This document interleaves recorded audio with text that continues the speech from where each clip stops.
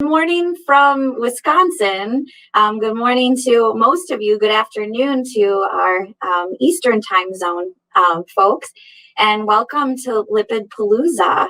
Thank you so much for joining us for this special virtual education series from the National Lipid Association. LipidPALOOZA is offered in celebration of National Cholesterol Education Month. I'm not sure if everyone's familiar with September being National Cholesterol Education Month, but we're really excited to launch this LipidPALOOZA with a topic on education. On behalf of the NLA, I'd like to thank our sponsors for this series, and you can actually visit them in the NLA's virtual exhibit hall after the presentations today.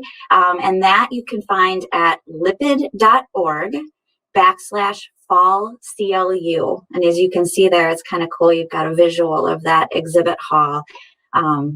So please do visit those sponsors. My name is Liebeskind, and I am a lipidologist. I am actually in private practice in Neenah and Wauwatosa, Wisconsin, and I am with the mobile health team, Lipids Clinic.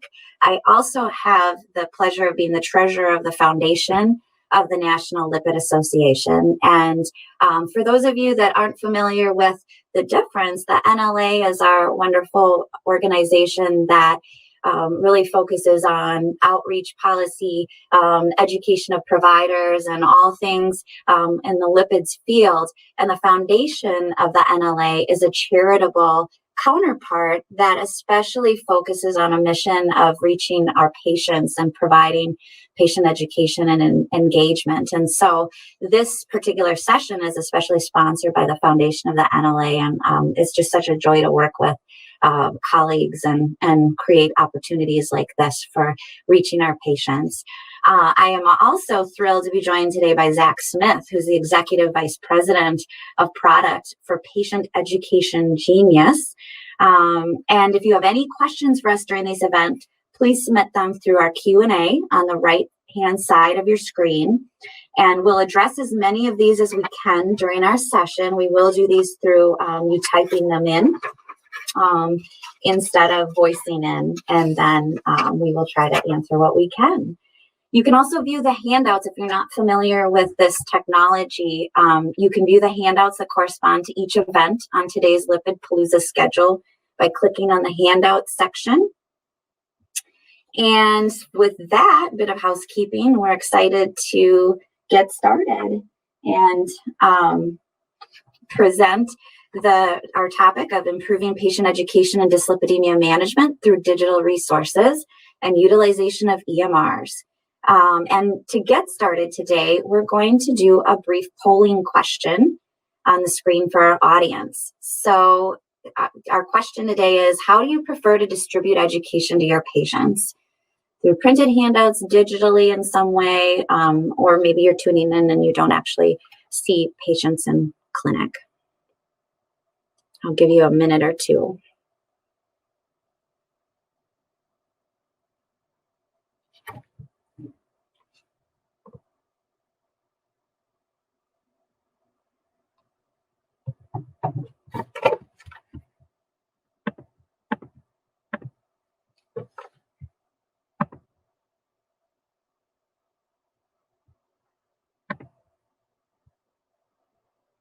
All right, and while we're finishing that up, I will get started here.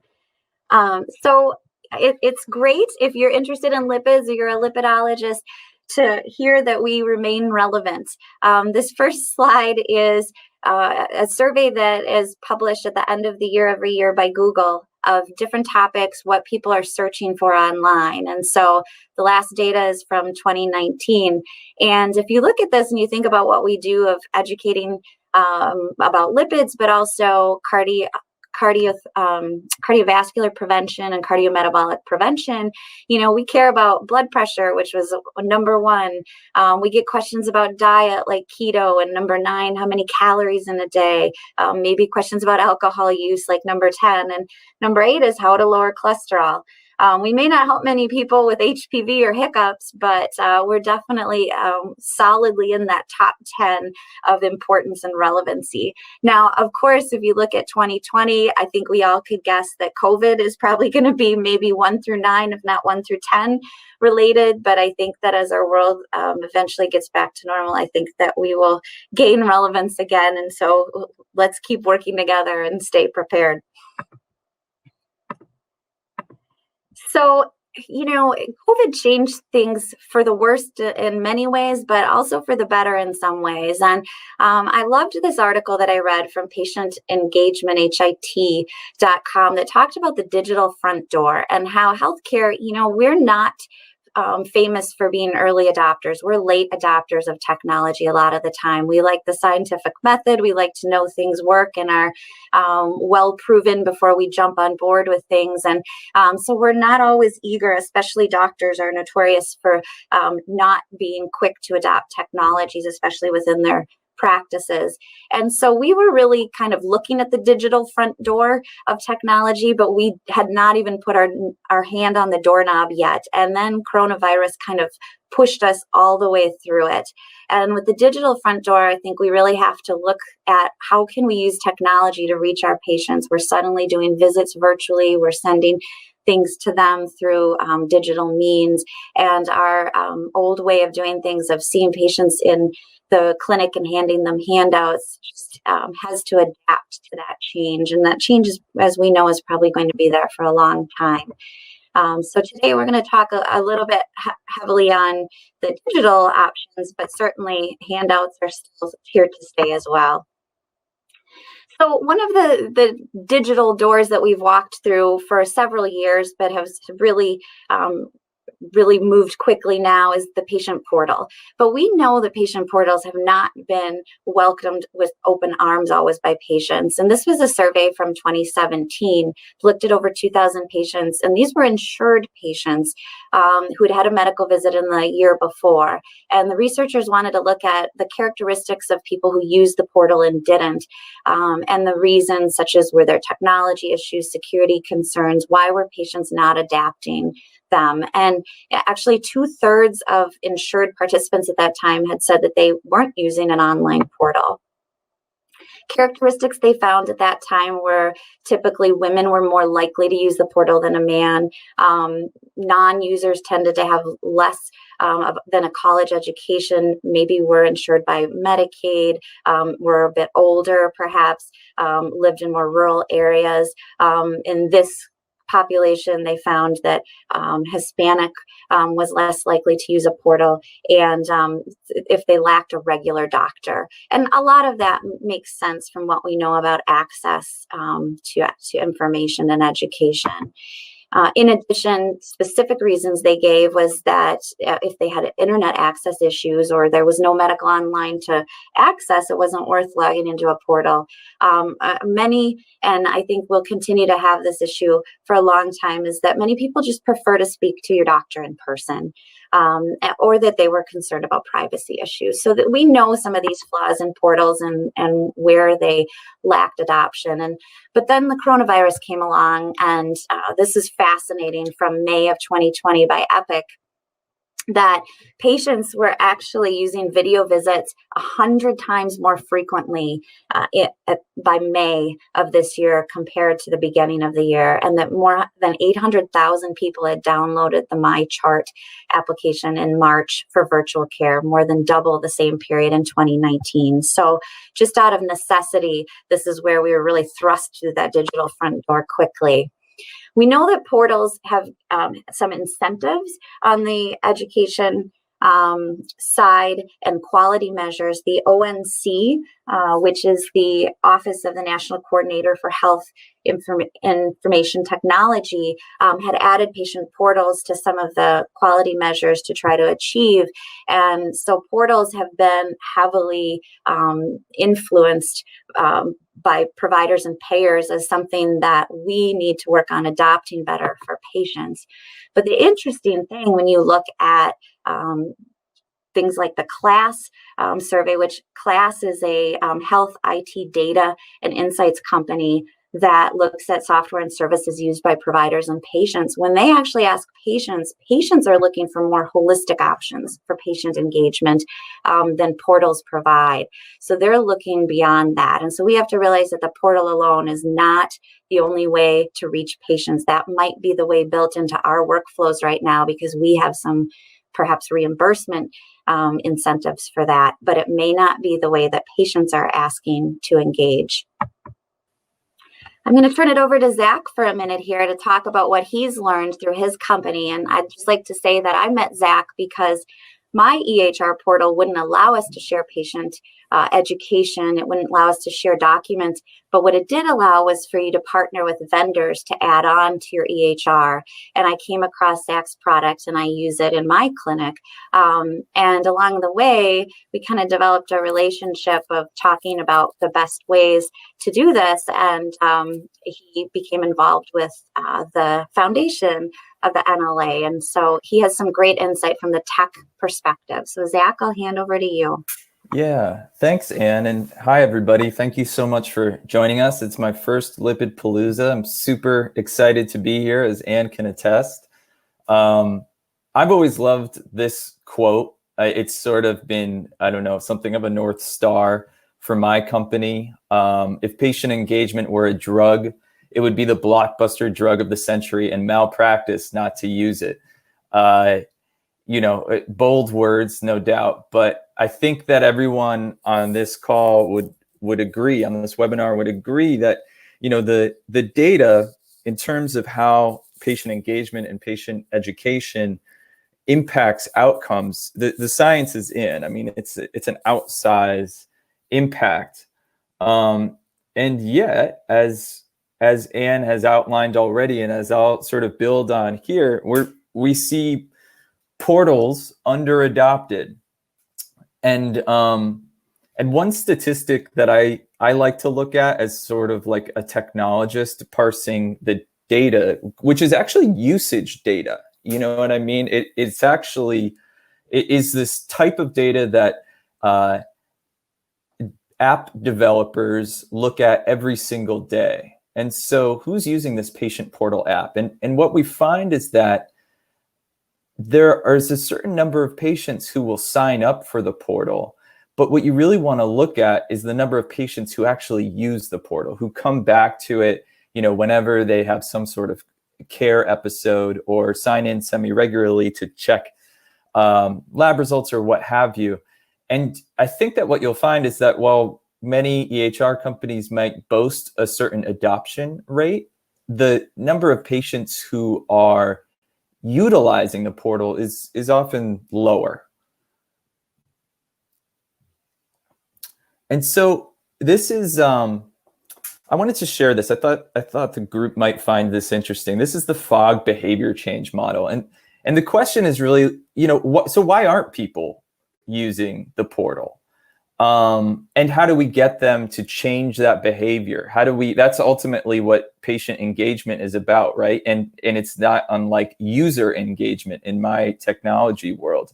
How do we get them to use the portal? Well, we have to change their behavior. And BJ Fogg is a behaviorist at Stanford. This is a very simple model that he's created that has really informed our work. And in essence, he's saying that you need three things to change behavior. You need motivation. Somebody needs to actually want to do the thing. You need ability. Somebody has to be able to do the behavior. And then there needs to be some sort of trigger. When do you do the behavior? How do you do the behavior?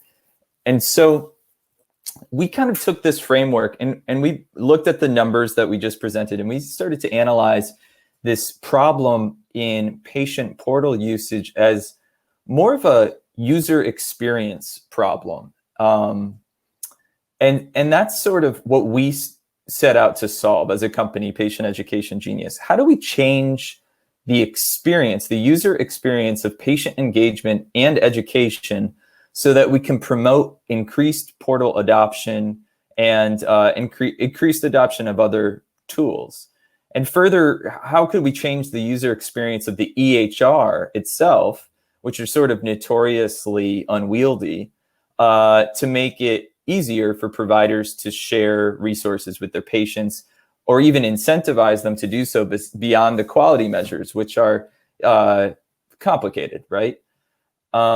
So what we did, or what we assessed, is that the reason that patient portals often don't see optimal engagement is a concept that we call friction. So there's friction in the workflow. Borrowing from BJ Fogg's formulation on the previous page, providers' ability and motivation are diminished by, having too many patients, too much paperwork. The tools are unwieldy. As Anne pointed out, her EHR didn't allow her to share the materials that she wanted to share. And there's also no positive feedback loop necessarily, unless you have a patient come back in and say, I really enjoyed that handout you gave me. Now compare that with, say, posting a photo on Facebook. If you never got any likes or comments on Facebook, how many more photos would you post? The introduction of a feedback loop is, it can provide that trigger to say, oh, I need to share more education. I need to post more photos. And then in the patient experience, there's friction as well, of course. Overly complex onboarding requirements, downloading apps, having to update passwords every quarter, forgetting passwords, tools that aren't mobile friendly. So, Amazon has been successful because they've eliminated friction from the e-commerce experience, right? One-click buying. So our thought was, obviously we can't increase a patient's health literacy in one click. That's crazy. But how can we, similarly, borrowing from these successes in digital marketing and in e-commerce and social media, how can we introduce some new principles to help increase motivation, increase ability, and introduce triggers as well to drive both really provider utilization of the resources in their portal and patient utilization. And so what we did, as Anne said earlier, is this is actually a really exciting time. It's really pretty new for a lot of EHRs to allow third parties like mine to integrate into their products. Athena Health, Epic, Cerner, and others, NextGen, these EHRs have app stores where you can find products like ours and lots of other great patient engagement products. So you are not stuck, for lack of a better word, with the tools that came native to your EHR, which were really built around those quality measures that Anne mentioned earlier. Instead, there are many more options. In our particular case of me and Anne, our tool allows her to distribute the education that the NLA has created and that she's created to her patients really nimbly and easily. Automating where possible, our product, for instance, sends out reminders for folks to review their education. You can send materials to many patients at once, and these sorts of things, just taking undue burden off of the provider, and then adding positive feedback loops. And this is something we're particularly proud of.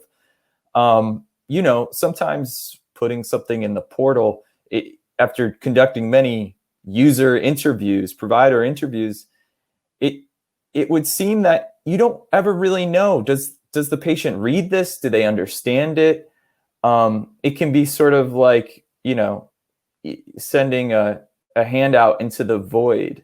And so our thought was, as I mentioned earlier, if we could provide some sort of positive feedback loop where there's an indication that not only did the patient read this, they understood it, and actually they really appreciated their time with their provider, and they appreciated that the provider took the time to provide that education. If we could illustrate that to the healthcare provider, then it would increase their motivation, and perhaps in a really busy day, start to prioritize education and engagement over other things. that might be bogging them down. And then on the patient side, we eliminated friction in some really straightforward ways. So we did our platform's text message based. So it's not what we found, what we assessed, and it was through quite a bit of trial and error. We've been at this for 8 years, is that downloading an app is a pretty big barrier. It's a pretty big barrier to getting patients engaged. And so our platform is text message based. There's no passwords required. It's still secure and HIPAA compliant. Materials are easily shared with the patient's caregivers, which, you know, in some cases, it's the caregiver who's really reading the education and engaging. And it's, of course, all mobile friendly. Basically, it's like everything else in your life: banking, airlines, etc. Patient engagement and education should have those same standards. And finally, I just wanted to share a concrete example of what that sort of feedback loop is that we've created. So this is a patient engagement report that our product sends out on a weekly basis. And I know that those numbers are small. I don't know if you can see them very well, but basically every week we say, here's how many people on your team logged in. Here's how many messages they sent out to patients. Here is the percentage of those messages that were opened, which is really high in this case, 83%. Here's the number of individual distinct educational resources that were in those messages. And then this is sort of interesting. At the bottom, we append basically a satisfaction survey, a one-question satisfaction survey to every single message that goes out from our system. And what this allows us to do, it's not just about, you know, patient satisfaction, a capital P, capital S, but we're able to report back to the provider, hey, your patients are actually really happy with you. Some of our clients use this tool to gather online reviews. We're not an online reputation management company, but what we've done is attach to the patient education workflow a additional incentive beyond the quality measures that feels a little bit more immediate, a little bit more personal, and certainly has a practical purpose too for, you know, small business owners who are trying to improve their SEO ranking and whatnot, and their online reputation.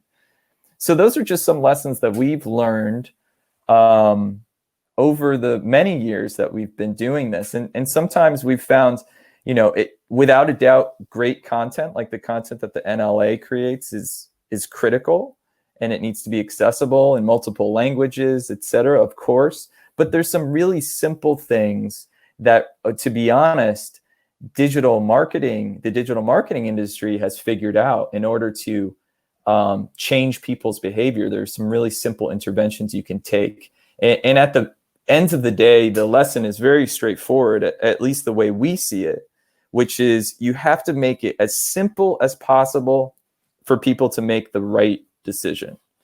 And that's where our efforts are focused. Thank you, Zach. And so how do we apply this to whatever tools we use? I think that whether you use, you know, Patient Education Genius or portals or whatnot, I think just keeping in mind that reducing friction in our day definitely can help us to realize when we're setting up a process that really reaches patients and when it doesn't. So we're very familiar as lipidologists of the cholesterol guidelines from 2018. And one of the core principles you see reiterated in those guidelines is shared decision-making, the importance of shared decision-making. And I think we're all on board with that if the patient helps guide the process, especially there's so many times when there's a gray area, patient decision-making that's shared is so crucial. But I think we don't think through the pieces of how we get to that, where they're truly making an informed decision. And patient education is actually just the first piece of that. And there are some bridges in there that I think, you know, before I started exploring this topic, I didn't necessarily think of. And there's the importance of the difference of us educating people or educating at people versus truly reaching health literacy through engagement. So what are some of those terms that we have? There's a difference between education and literacy. And patient education is that practice of informing patients about their health, wellness, treatment plans, outcomes, and information critical to their experience. But the CDC has a great definition for health literacy, which is the degree to which an individual has the capacity to obtain, communicate, process, and understand basic health information and services to then make those appropriate health decisions. And so when we educate, we have to take the next step of making sure we're actually helping patients become health literate. And we're finding, I think we're all finding as clinicians in practice, that if we don't do this, patients are finding their own literacy and they're driving this process. And we would much prefer to be a part of that process than to have them come in already having made their decisions. We've all heard the term, I've done my research, and we want to be a part of that research. And so we really have to think of ways to stay in the middle of this process if we want to help them have all the right information.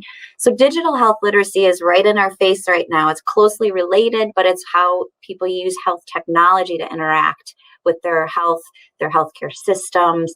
And it might mean the portal, it might mean the EHR, it might mean something different. So patient education helps improve health literacy. It helps to instill a sense of autonomy and equip him or her with knowledge necessary to make healthcare decisions. But we have to remember that patients have preferences and we all learn differently and we all hear differently, and we do have to acknowledge that. And so the importance is realizing that just because a patient says that they, enjoyed our handout, it might not be the best way they could have learned, and they may go looking for other things as well.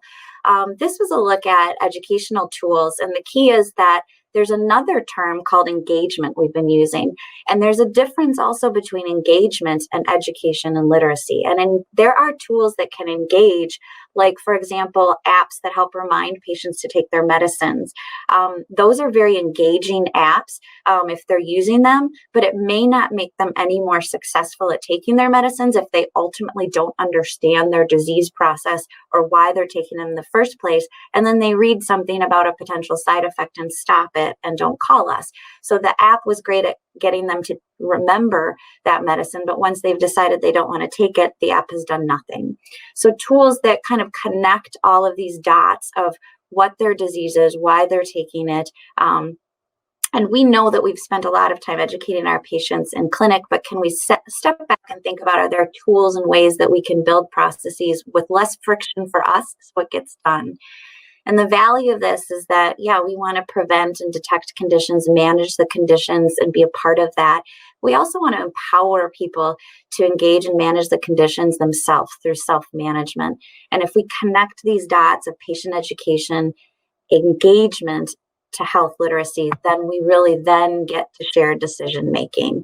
And that is the process in which clinicians and patients work together to make these decisions, select the tests, treatments, and care plans based on clinical evidence that balances those pros and cons, those risks and expected outcomes, and incorporate patient preferences and values. So patients, we know that they are more engaged in decision making, that it helps them to learn better, to understand those pros and cons, to effectively make decisions.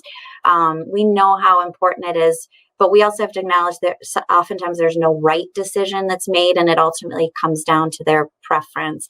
And that if we can help them understand their condition, each decision becomes one that's more clear for them, what's best for them. And that benefit means that we all agree and we're on the same page with them, and they're much more likely to follow through. So what are types of patient education? In our clinic, we actually ask a question on our intake form with new patients of how do you like to learn? How do you prefer to learn? And this gives a list of, and it's not all inclusive. There are other ways too, anywhere from one-on-one teaching and paper to apps, to the posters we have in our clinics, to group classes and whatnot. And I think the key is to be mindful that not all tools suit all patients, and it's important for us to engage in conversations about this with our patients. It also, they might select something that they prefer, but if we don't make sure that the tools we're offering them have an ease of use, they end up not being useful after all. And the classic one that we've found is we were really keen in our clinic on apps and finding cool apps for patients to use. But the bottom line is, going back to Zach's term of friction, if there was a lot of friction and they have to log in every time and there's all these barriers to using it, they ultimately maybe used it once and then didn't again. And then it became,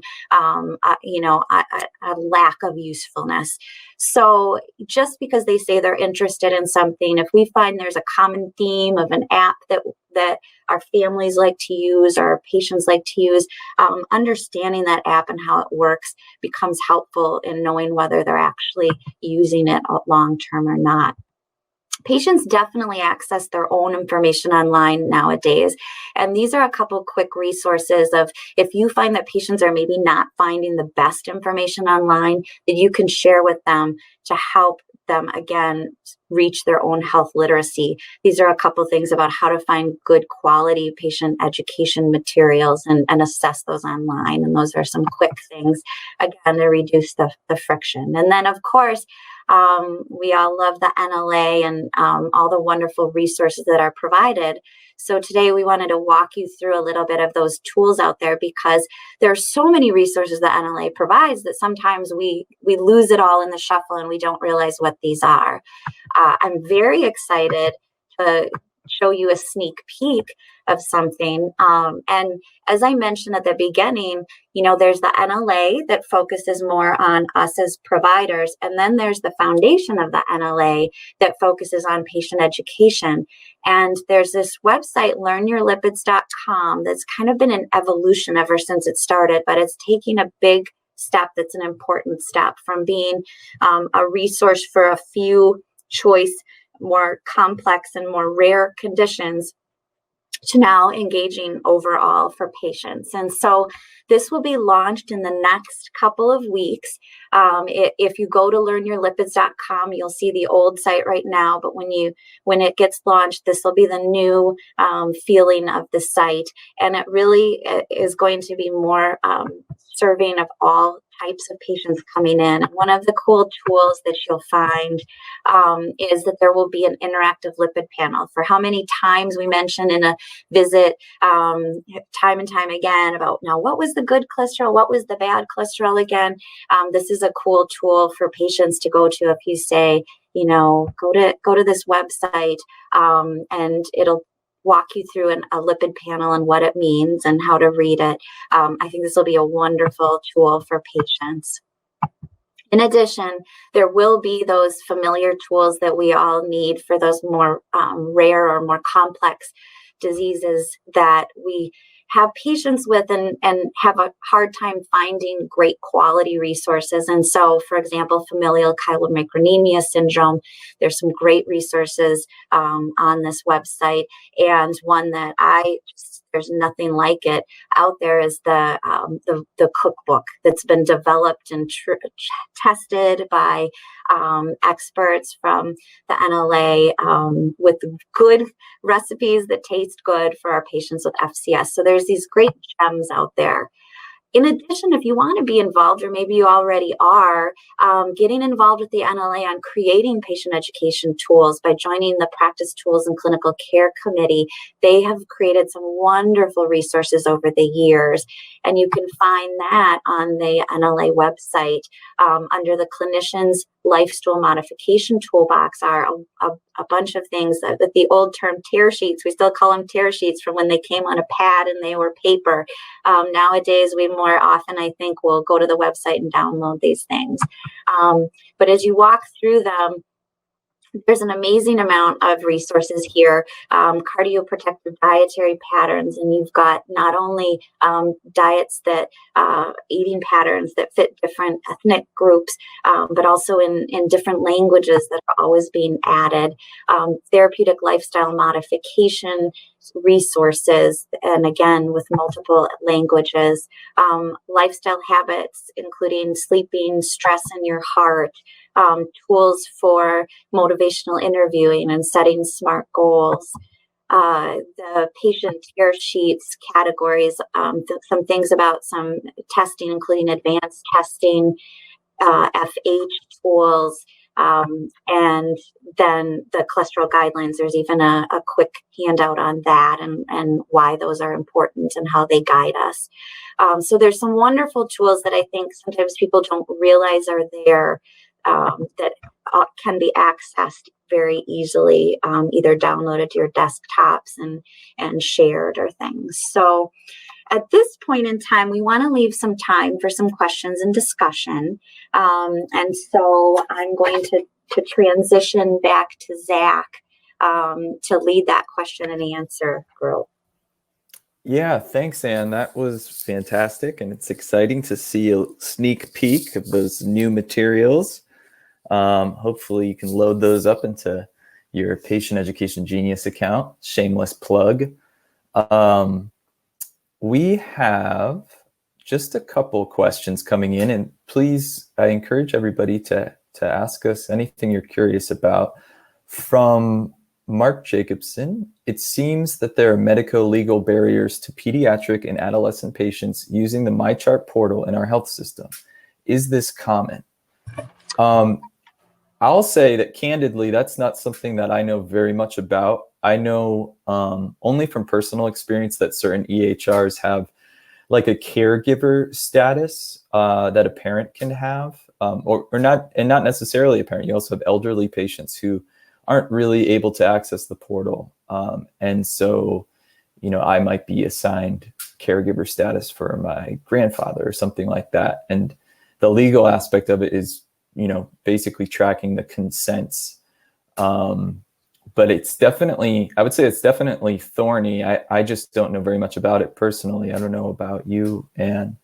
Yeah, you're absolutely right. There are some barriers. There are, and it ties back to privacy issues, and where a lot of portals are a bit archaic in that they can't split information. And if the portal has to be shared across the family, for example, when you get to that adolescent age where there are some conditions that are protected by privacy, maybe STDs, mental health, things like that, they can't lock it down by user age, and so they end up just locking it down completely. And that's been a significant barrier. There's also something on the technology side that limits ages, because I do see kids and adults, and so we deal with this, is that there's a law called the COPPA, and I don't remember what it stands for, COPPA, Children's Online Privacy Protection Act, that's what it is. And that guides what kind of data developers can collect on children, and the cutoff is age 13. And if they include children under that age, there are a lot of restrictions to the data they can collect. So oftentimes apps end up not applying to children or being accessible to children. That's why when you log in, sometimes it'll say, even on, I think, like MyFitnessPal and some of those things, it'll say, are you above 13 or things, is that then they sidestep that law, but they also, it limits what tools we have for young kids and families, which can be frustrating.